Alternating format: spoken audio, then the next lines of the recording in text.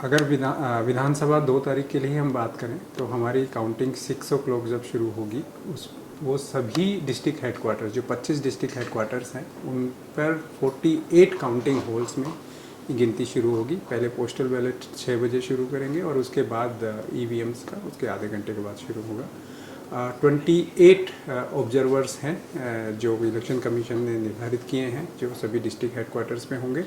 इसके अलावा micro observers around more than 500 से ज़्यादा माइक्रो ऑब्जर्वर्स होंगे और बड़ी संख्या में पूरे इस डिस्ट्रिक्ट हेडक्वार्टर में काउंटिंग ऑफिशियल्स काउंटिंग हॉल में उपस्थित होंगे। जैसे मैंने बताया 48 काउंटिंग सेंटर्स काउंटिंग हॉल्स होंगे और ये सेंटर्स होंगे सभी डिस्ट्रिक्ट 25 हेडक्वार्टर्स में। 3 लेयर्स सिक्योरिटी अरेंजमेंट्स होंगे। सीआरपीएफ का जो फर्स्ट लेयर है उसके बाद आईआरबीएन हमारे जो स्टेट फोर्सेस हैं वो बाद में अपना सिक्योरिटी को देखेगी। इसके साथ साथ जो भी काउंटिंग हॉल्स हैं उनमें ऑथोराइज्ड जो काउंटिंग एजेंट्स हैं उन्हीं को अंदर जाने की परमिशन होगी। सभी के पासेस दिए गए हैं। मोबाइल और अदर इक्विपमेंट्स को प्रोहिबिटेड किया गया है और डीओ और एसपी सभी डिस्ट्रिक्ट हेडक्वार्टर्स में इंचार्ज होंगे जो अपने अपने आरओज के साथ और पॉलिटिकल पार्टीज़ के साथ जब एक फेमिलराइजेशन मीटिंग जो हुई उसके आधार पर यही निर्णय लिया गया कि हर जगह पर सिक्योरिटी को ध्यान में रखते हुए जो हमारे सपोर्टर्स हैं उनके लिए एक अलग जगह निर्धारित की जाए, मीडिया के लिए अलग जगह सेंटर्स बनाए जाएं और जो भी ऑथराइज्ड एजेंट्स हैं उनको भी अलग से उनकी एंट्री और एग्जिट होगी। इस ध्यान में ये भी रखा गया है कि जो हमारी ईवीएम्स हैं पोल ईवीएम्स हैं वो जब काउंटिंग हॉल में पहुंचेगी उसके लिए भी बैरिकेडेड व्यवस्था होगी ताकि उनके आने जाने में किसी प्रकार की कोई अवरोध ना हो। इलेक्शन कमीशन की इस बार की गाइडलाइन के हिसाब से हमने किसी भी प्रकार का कोई विजय जुलूस की परमिशन नहीं दी है। ये पूरी तरह से बैन रहेगा। जैसा मैंने बताया इवन बैरिकेडेड पूरी व्यवस्था की गई है जहाँ पर से सपोर्टर्स काउंटिंग हॉल से दूर एक जगह पर उपस्थित होंगे और उसके आगे उनको आने की व्यवस्था नहीं होगी। 144 हर जो हमारे काउंटिंग सेंटर्स हैं स्पेशली डिस्ट्रिक्ट हेडक्वार्टर्स में वहाँ पर ये हमने लागू किया है। सबसे पहले तो इस बार अरुणाचल में जो एक के बाद एक काउंटिंग हॉल में जब कॉन्स्टिट्यूंसी वाइज होती थी उसको इस बार हमने चेंज किया है और सारी कॉन्स्टिट्यूंसीज़ की गिनती एक साथ 6 बजे शुरू होगी। इससे फ़ायदा ये होगा कि हमें उजाले में शुरुआत में ही ये सिक्योरिटी को इंतज़ाम को ध्यान में रखते हुए उसी दिन के क्रूशियल डे को ध्यान में रखते हुए हमने ये कोशिश की है कि जैसे ही काउंटिंग ख़त्म होती है वैसे ही जो हमारे सपोर्टर्स होंगे पॉलिटिकल पार्टीज़ के जो भी जो ऑथराइज्ड एजेंट्स होंगे उन सब की अलग अलग व्यवस्था की है उनको निकालने की। जो विजयी कैंडिडेट हैं और जो बाकी कैंडिडेट हैं स्पेशली तिराप, लोंगडिंग और चांगलांग जो कि इंसर्जेंट एरिया की वजह से थोड़े से डिस्टर्ब हैं उनमें हमने पूरे सिक्योरिटी के अरेंजमेंट्स किए हैं। कल चीफ सेक्रेटरी ने डीजीपी और हम सबके साथ एक मीटिंग की थी जिसमें उनकी सिक्योरिटी को फिर से रिव्यू किया गया और उस सिक्योरिटी रिव्यू कमेटी के आधार पर उनकी सिक्योरिटी को भी बढ़ाया गया।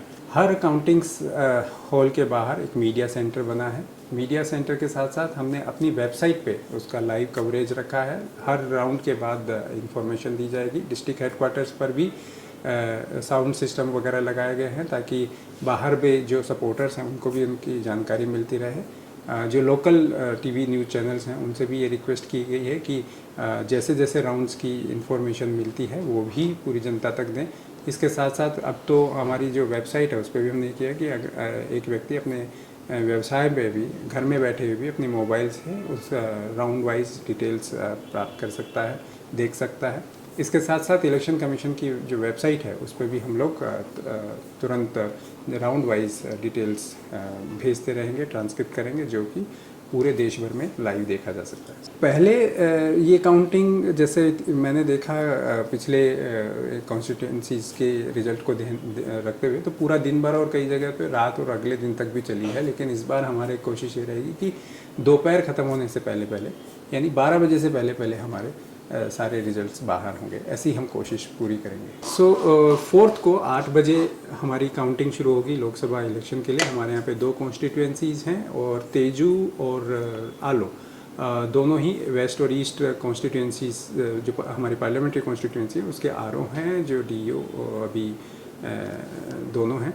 और दोनों ही जगह पर हमने सबसे पहले इलेक्शन कमीशन की परमिशन से 2 काउंटिंग सेपरेट हॉल बनाए हैं पोस्टल बैलेट के लिए, क्योंकि आलो में जो वेस्ट कॉन्स्टिट्यूंसीज है उसमें अराउंड 24,000 पोस्टल बैलेट्स हैं और 16,000 पोस्टल बैलेट्स हैं ईस्ट कॉन्स्टिट्यूंसी में, पार्लियामेंट्री कॉन्स्टिट्यूंसी में। तो दोनों के लिए हमने सेपरेट हॉल बनाए हैं, दोनों के लिए AROs की व्यवस्था की है। 14 टेबल्स हमने पोस्टल बैलेट के लिए लगाए हैं, जिसमें हर एक टेबल पर एक ARO जो एडमिनिस्ट्रेटिव ऑफिसर होगा वो जिम्मेदार होगा। इसके साथ साथ सभी डिस्ट्रिक्ट हेडक्वार्टर्स 25 पर, जैसा कि हम कॉन्स्टिट्यूंसी वाइज ये कर रहे हैं, वैसे ही विधानसभा के साथ साथ लोकसभा के नतीजों के दिन भी हम कोशिश करेंगे कि सारे डिस्ट्रिक्ट हेडक्वार्टर्स पर कॉन्स्टिट्यूंसी वाइज गिनती शुरू हो और लगभग वही 11 और 12 बजे तक हमें सारे रिजल्ट्स सामने आ जाएं। अरुणाचल प्रदेश की इस बार की इलेक्शन को हमेशा एक सकारात्मक स्टोरीज़ के रूप में याद रखा जाएगा, चाहे वो बहुत सारी पॉजिटिव स्टोरीज़ हों। जितने भी टफ़ टेरेन हैं, जितने टफ़ डिस्ट्रिक्ट्स हैं, वो इस बार जो हमारी लेडी ऑफिसर्स हैं उन्होंने लीड किया।